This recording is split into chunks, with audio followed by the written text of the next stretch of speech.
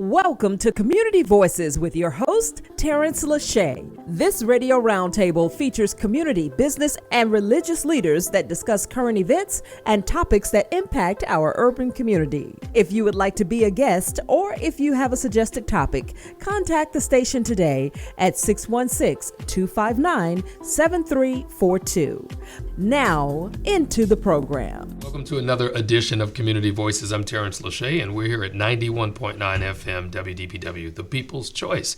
And speaking of the People's Choice, we've got a voice from the community right now here in the studio, and she's going to be talking a little bit about tobacco use, the Urban League, and an upcoming Black History program that's going to be taking place this coming Friday. We would love for you to be a part of that.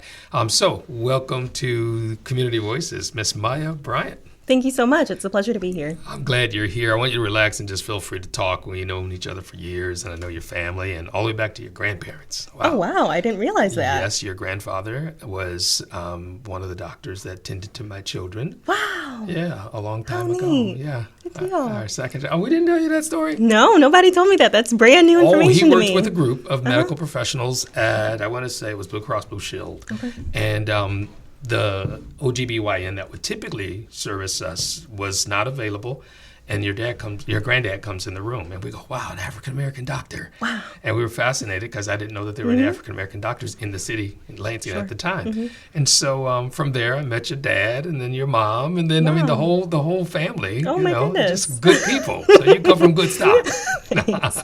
And you made your way to Grand Rapids. Yep. Tell us a little bit about what you're doing now and what our conversation is centering around today. Sure. So now I am working as the manager for the Center for Health and Wellness at the Urban League of West Michigan. I want to greatly thank Mr. Eric Brown, our CEO, for allowing this work to happen. He's been on this show before. Yeah. Oh, very fun. Good deal. Yeah. So our work is focused in tobacco prevention and education. So really just focusing on helping the community understand the ways that the tobacco industry has intentionally targeted them, and then providing those resources for people that would like to quit. Awesome. So your passion behind this comes from where? That's an interesting question because people don't just pick jobs. Sure. So coming into this role, I actually didn't have a passion for tobacco work because I wasn't exposed to it. We didn't talk about it in grad school or undergrad. It may have been mentioned like don't smoke, but outside of that, it wasn't really talked about. So my passion for this work really evolved as I began to learn and grow in this role. We talk about how in grad school the different diseases and disparities that exist within minority communities, but we didn't necessarily talk about some of where those come from. So we talk about how diabetes, heart disease, stroke, cancer, all those sorts of things. Pre-existing conditions. Right, exactly. But at what point were those the conditions that were just systematically determined? So we don't talk about how all of those different diseases that I just listed are also connected to tobacco use. And that is really what began to drive my passion for this. I heard, pancreatic cancer runs in the family. And then I learned, pancreatic cancer is linked to tobacco use. And then started learning about all these different things. And I'm asking like, hey, did anybody just wondering? So yes, of course, the genetics play into this, but we also have our health behaviors that do too. So when learning all of that is really when I was like, oh my goodness, this is a huge problem. We have 45,000 Black Americans dying annually from tobacco-related diseases. Why is this happening and how can we fix it? That's an interesting statistic, and I think that we can add that to the other number of preventable diseases or preventable mortality as a result of African Americans and Blacks being targeted or even being uninformed or not having access to health care. So we're going to get all of that in the conversation today. I get kind of excited about information to the community. So I just want to do a quick station identification. I'm Tarence Lauchie, and you're listening to Community Voices on 91.9 FM, The People's Choice. Maya Bryant works as the position a coordinator or director? Manager of Health and Wellness. Yeah, that's correct. At the Urban League here in Grand Rapids. So coming upon this position or this job, you had some background or some history. Talk about your studies and what your major was and how you landed this particular profession. Sure. So I actually started out in exercise science, which was fueled by my passion for dance. So in undergrad. That's correct. Yep, in undergrad, I went to Calvin University nice, right. and majored in exercise science, minored in dance. So I still got to continue that passion for movement overall. And then I went to Grand Valley for my Master of Public Health. Go Lakers. Yes. Never actually We really have went to family the at Allendale both. campus, but Yeah, we yes. have family at both. Family at Calvin, family at Oh, good Grand deal. Valley, right. Yeah. So through that role, I was actually, or through grad school, I actually started teaching nutrition education classes. And one of those sites that I taught at was the Urban League. So it was very neat to see how those connections play into, actual roles in doing this work long term. Great. So when you got the position, what did it mean for you? I mean, is this like a lifelong goal or dream to work in the area of education for health and wellness? This role meant, I think one of the things that my mom told me is that one of the things that she really loves about public health is that to a certain extent it feels like ministry work. And Right. I was going to say she's in public health, right? Yes, actually, my mom is in public health as well.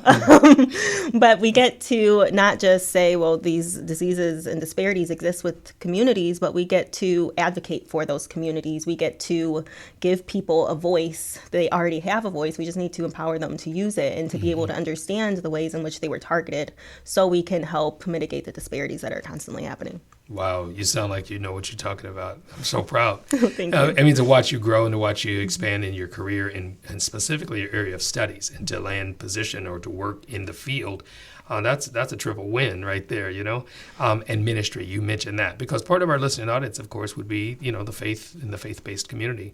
Let's talk a little bit about the connection between what you do and your faith.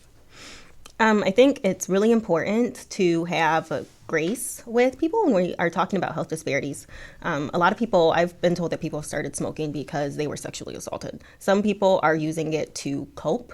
And to some people, not smoking would be taking away that coping mechanism. Then we have to talk about the privilege and access to be able to go see a counselor or to, exercise or to do some of those other coping mechanisms that require more time, dedication, and the access to be able to do it. Not everybody's able to access cessation resources so they can stop smoking. So it really comes down to having that grace and trauma-informed approach because some people are just trying to make it through life, Sure. and smoking might be the alternative to taking their life. So it's really important to have that just overall approach. That way we can help people and not shame them for something that they are doing that they honestly might view as the solution and not the immediate problem. Sure. And some people, like you said, it was trauma-induced, but some people have been smoking for such an early age where it was socially acceptable in their communities, their families, or their backgrounds, to where now they don't know much else, and it's a habit. You mentioned cessation. That's a big word that we don't use every day. My wife and I were talking about it. She serves on one of the committees, I guess, to help educate in the community about it. But what is cessation? Cessation is just stopping smoking. So you set a quit date, you say, hey, I'm ready to stop smoking, I'm going to set my quit date, and then we can dive into what are your triggers, what are the reasons that you're starting to smoke, and being able to understand that. Okay, so if I were to go to, let's say, my employer, Sure. and I say, let's have a cessation day, because I remember back when I worked for the state, I talked a little bit about off air, there were actually people who smoked in the office buildings. Restaurants had smoking.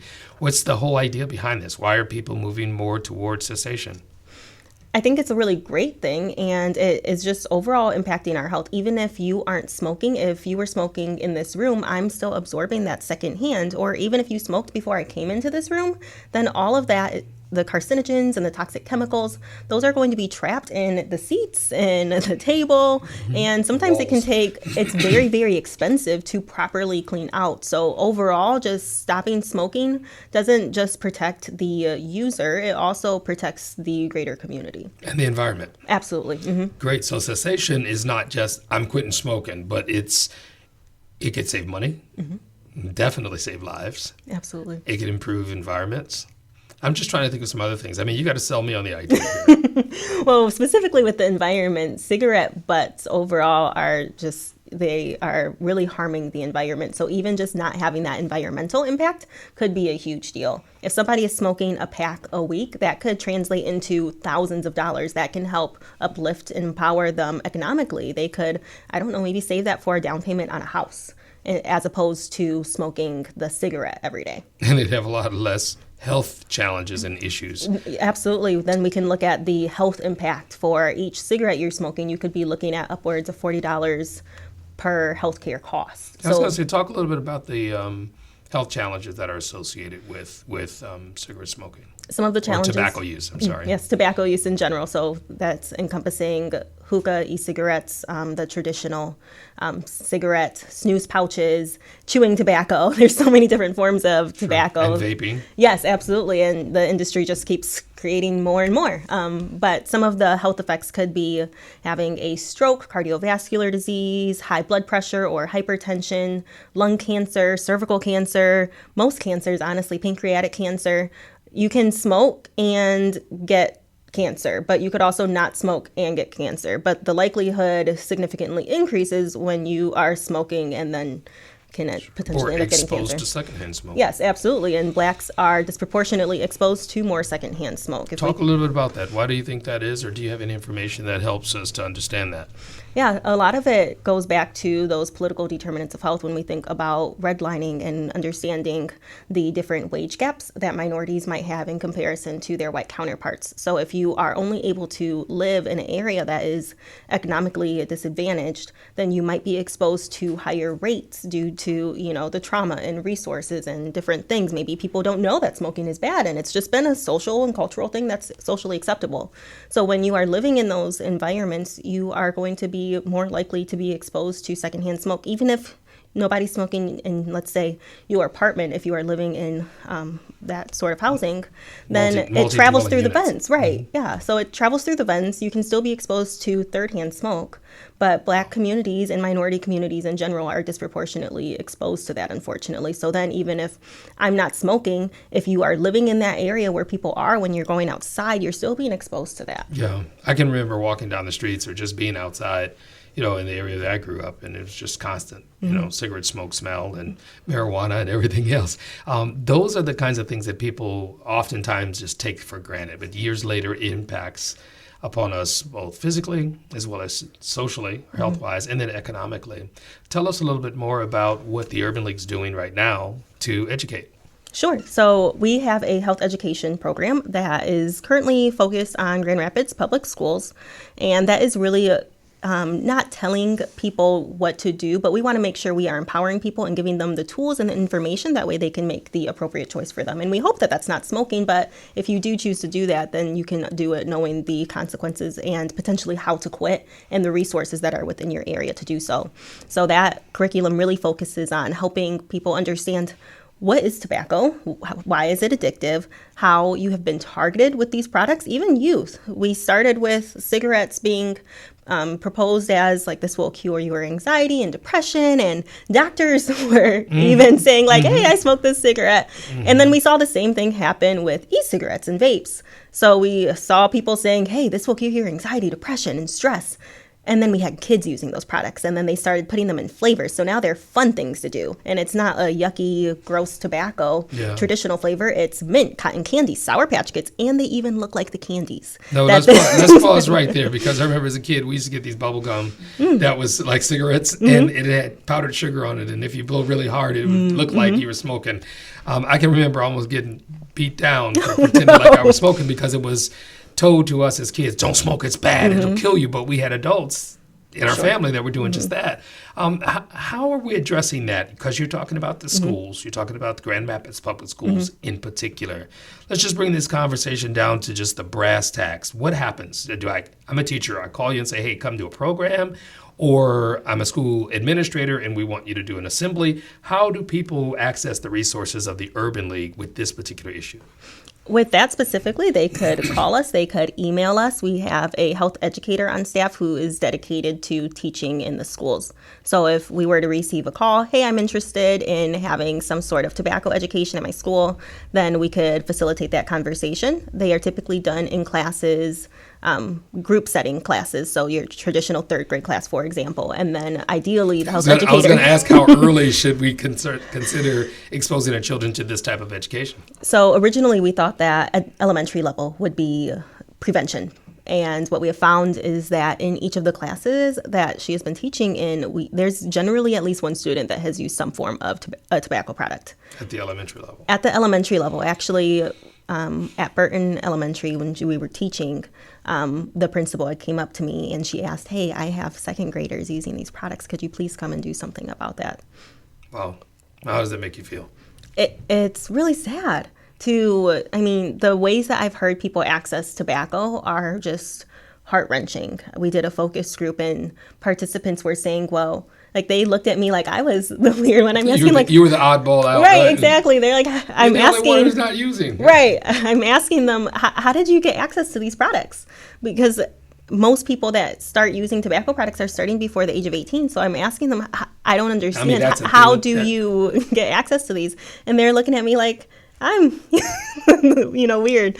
They're like, well, it's not that hard. We have older siblings, or I get it from my parents, or I pick it out of my parents' bag. And that was brand new information to me. And I think understanding that has helped inform this work so much, is that a lot of it is coming generationally and culturally, and we have to have empathy and compassion and grace in that, and not just ridicule people for saying like, oh, you're doing a bad thing. Yeah, I agree with you on the bad thing. As a minister, as a pastor myself, my eyes are always being open.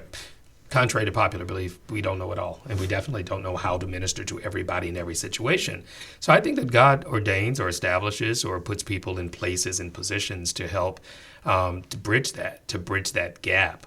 How can you bridge the gap between the faith-based community and what the Urban League is offering?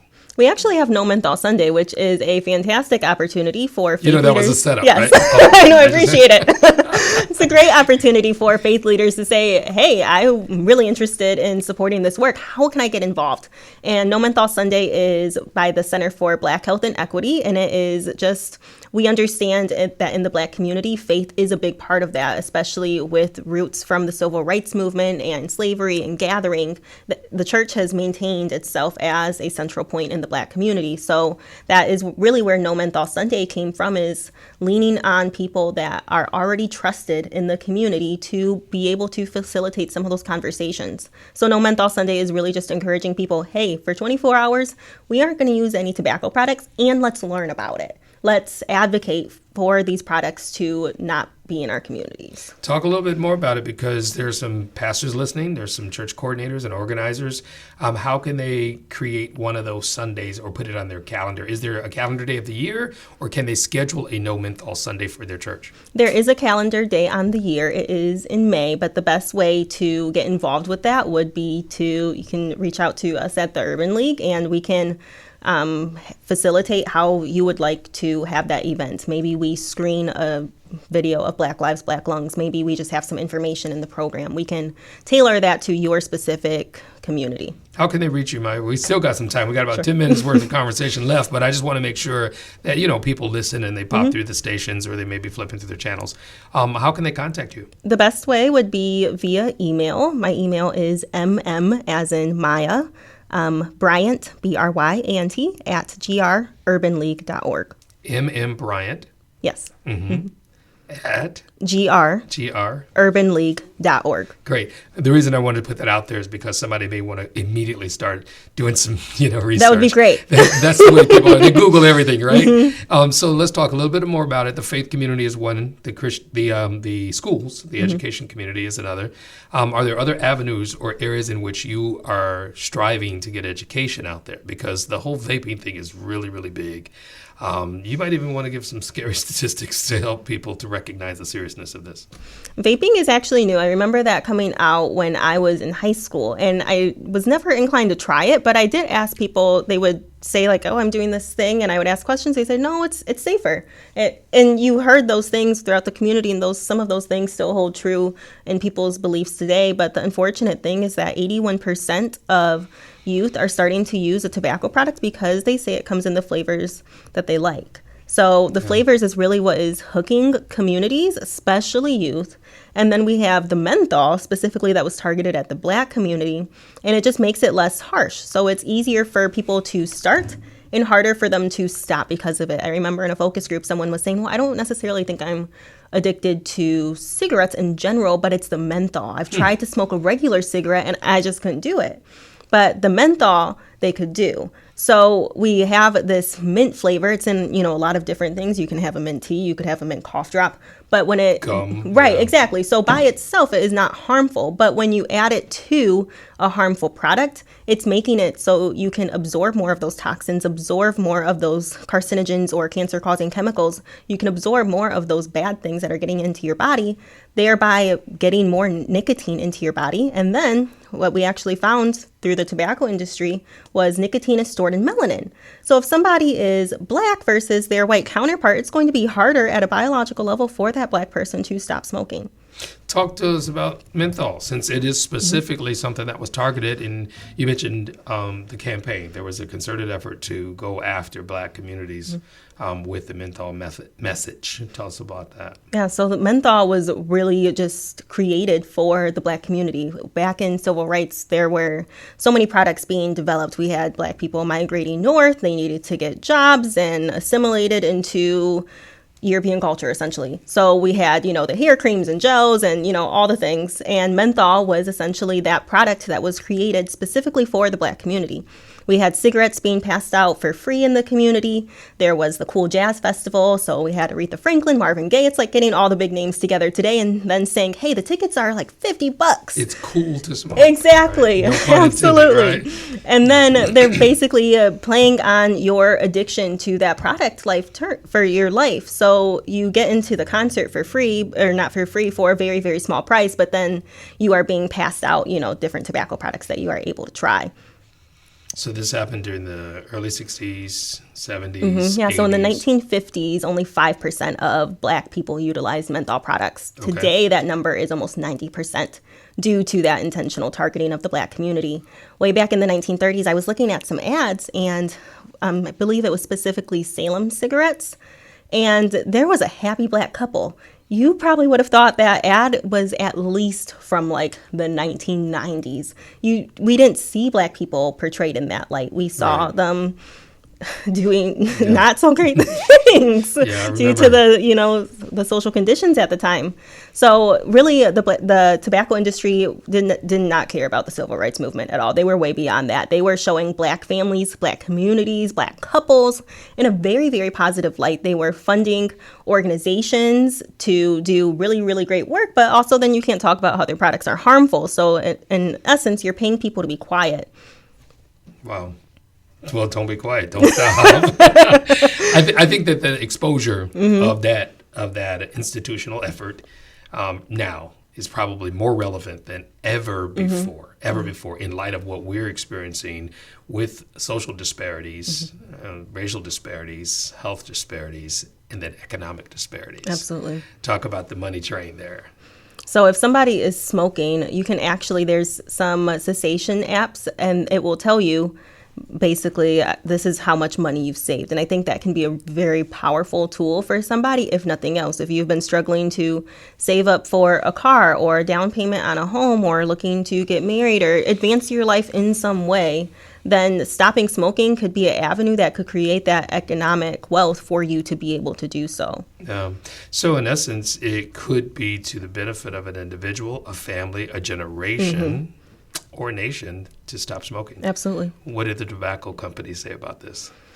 Well, that is how they get paid. Exactly. So there's got to be some pushback, right? Absolutely. So, there's nicotine in the products, because if the product isn't addictive, then you don't have a reason to come back. If it was, something like, I don't know, a nail polish, you can choose to paint your nails or you don't have to. That's not addictive. But when you start putting addictive chemicals into those products, then you can just get lifelong customers, in essence. Yeah. The interesting thing about it is that there's a certain gullible factor to, a marginalized population of people in which the community sees ads and advertisements. I grew up on the east side of Detroit, and I remember seeing billboards for cigarettes and liquor, hard liquor, and then malt liquor, and those types of things. Now they're being replaced with, information about free clinics or healthcare that needs to be provided. Well, I think if we could have prevented some of the things that were being marketed to us. So the work that you're doing is fantastic. In these last 5 minutes, let's talk about this program that you got coming up on Friday. Actually, It would be aired probably it will be tonight, I think, Yes. based on the time that this is being aired. Absolutely. So we have an event. It's just a celebration of Black culture or Black history, rather. And we are really focusing on celebrating, uplifting Black culture while also talking about how the tobacco industry has profited off of it and really exploited the Black community. So there will be spoken word, gospel choirs performing. Pastor Lauchie will be there. Really? I hear he's a good orator. Is that Yes, true? absolutely. Okay. You got me. So many fun things. We'll get to learn about how the tobacco industry has targeted the Black community. There will be a screening of Black Lives, Black Lungs, so people can gain a cultural understanding of how they did things like giving people their first leg up in the entertainment industry. Now, the Black Life, Black Lungs, is that what it's called? Black Lives, Black Lungs. And it's right on YouTube. If you Okay. just search that, you're able to No, do they it should there. come. They should come on. Yes, on they tonight. certainly should come, but yes. Come check it out. Where's it going to be located, and is there a ticket? How could people come to this? It's a free event, and it will be right at Calvin University in the recital hall. Terrific. And Calvin University is everybody knows where that's located, right? Absolutely. Great. I think it's going to be an open door for you to continue to speak into the communities. And I love your approach. It's non-judgmental, and it's a way in which people can begin to see some hope. I know that we've all had relatives that pass away because of tobacco-related illnesses. What would be your final message to this community that's listening about your passion behind all of this? What's your word? What are you going to say? Our overall goal is to really just empower communities. We want people to have the information. That way they can advocate for themselves and make the healthiest choices possible. It's really easy to look at an individual who is smoking, and we take the initiative to use that it's an individual who's smoking, not a smoker. They are a person who is using a product. We don't say that about something positive. Yeah. But it's really easy to look at an individual and blame them for their life choices and not consider, well, what are the other social determinants of health, and what are the reasons in which you needed to start using that product in the first place? And maybe you were told that it would cure your asthma, because that is what used to happen. But we really put our energy into fixing the system that allows this to continue, as opposed to blaming the individual. Yeah, they gave us tobacco for a toothache. I can remember having an abscess, and my grandmother gave me some chewing tobacco. This is on my father's side, and then same toothache on my mother's side. My great grandmother gave me some snuff. So, so both of them are tobacco products. Yes. So, oh my goodness. and I had no idea, as a kid, what Right. it was. And really, all it did was numb the pain for a period of time. And that speaks volumes as to how tobacco impacts our lives. It numbs us for a period of time. Yeah. And then when we wake up from the numbness, we still got the pain. Or in some cases, it's even worse. Yeah, that's actually how a nicotine addiction works. It will calm you for a period of time, but then your brain becomes dependent on that. So then in order for you to feel that calmness and relaxation again, then you have to continue to use the products. And that's how tobacco companies get paid. Terrific. Tell us a little bit more about the program that's happening on tonight. And we're going to just close out. Sure. So we will open with Pastor Lauchie speaking, giving some great educational information, and then we will watch a screening of Black Lives, Black Lungs. There will be a dance that is just focused on amplifying the ways that the Black community has been targeted. There was a poetry jam at Calvin University just last weekend, so the winner for that will actually be presenting their spoken word, so we're super excited to hear that. And then closing off with gospel choir, we'll sing the Black National Anthem, Lift Every Voice and Sing Together, and then end on another song. You should come to hear it. All right. Thank you, Miss Maya Bryant. She's with the Urban League. Health and wellness is her thing, specifically this campaign on cessation, or helping people to understand the impact of tobacco use. Thank you for being with us today on Community Voices. I appreciate what you're doing. Thank you so much. Great. Thanks for being here.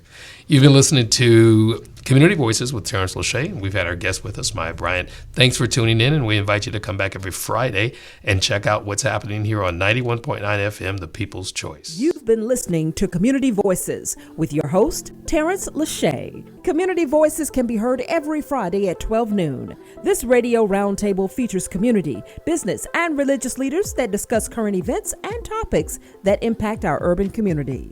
If you would like to be a guest, or if you have a suggested topic, contact the station today at 616-259-7342.